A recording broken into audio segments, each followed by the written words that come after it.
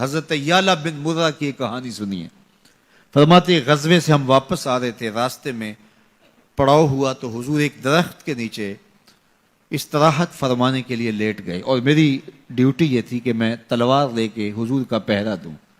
میں کھڑا ہو گیا، باقی لوگ بھی سو گئے، تو میں نے ایک منظر دیکھا کہ دور صحرا میں ایک درخت تھا جو ہلنے لگا. تھوڑی دیر کے بعد وہ اپنی جڑوں سمیت باہر آیا اور اپنے آپ کو گھسیٹتا ہوا میرے برابر آ کے کھڑا نہیں ہو جاتا. تھوڑی دیر کے بعد وہ واپس وہاں جاتا ہے اور جہاں سے اکھڑا تھا وہاں جا کے دوبارہ نصب ہو جاتا ہے. میرے لیے بڑے اچنبھے کی بات تھی، لیکن میرے پاس کوئی تھا ہی نہیں کہ جس سے میں بات کر سکوں. حضور تھے تو استراحت فرما رہے تھے اور میں حضور کے آرام میں خلل نہیں ڈالنا چاہتا تھا. خیر حضور بیدار ہوئے تو میں نے سلام عرض کرنے کے بعد جو پہلی بات کہی وہ یہی تھی.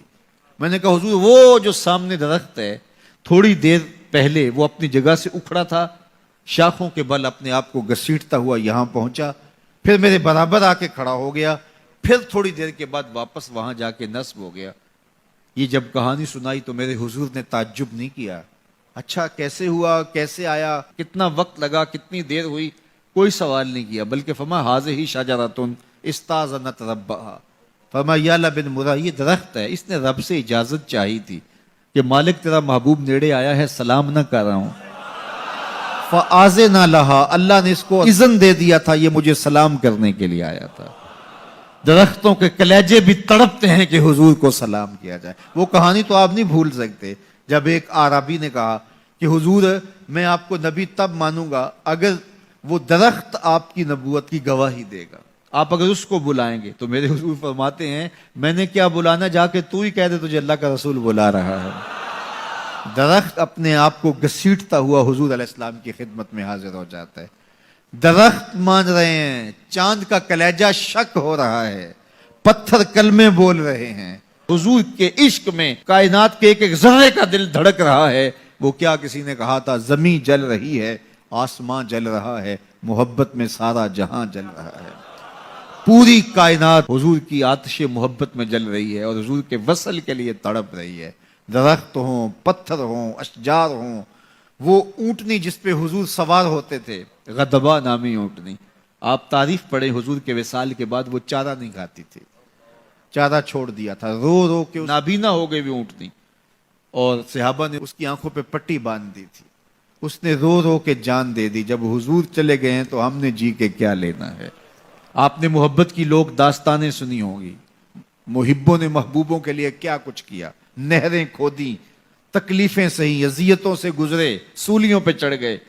لیکن آپ نے آج تک ایسا منظر نہیں دیکھا ہوگا کہ محبوب نے لب پھینکا ہو اور محب نے اپنے ہاتھوں پہ لے کے چہرے پہ مل لیا ہو. محبوب کے وضو کے پانی کو زمین پہ نہیں گرنے دیتے.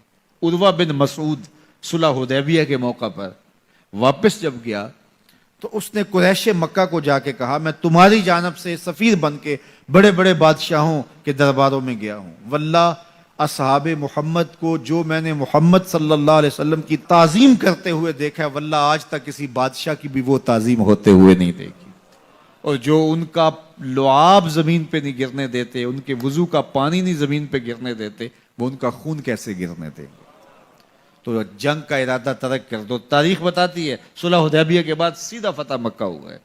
قریش کے ساتھ پھر کوئی جنگ نہیں ہوئی، اس لیے کہ ان کے دلوں پر ایک رعب بیٹھ گیا تھا.